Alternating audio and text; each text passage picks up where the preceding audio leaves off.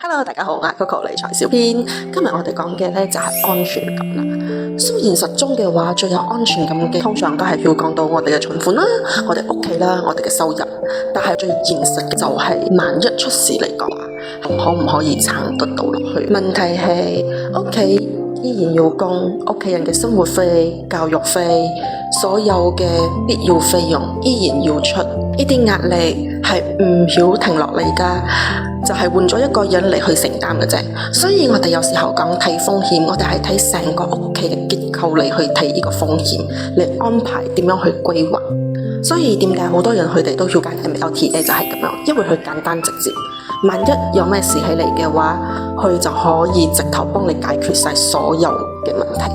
尤其是係你嘅 house loan， 其實講真嘅，成年人最大嘅安全感唔係講好複雜嘅啫，佢最主要就係如果萬一我入唔起咗嘅話，所有嘢都可以被解決晒，而唔要留低嗰啲債務同壓力俾自己嘅屋企人。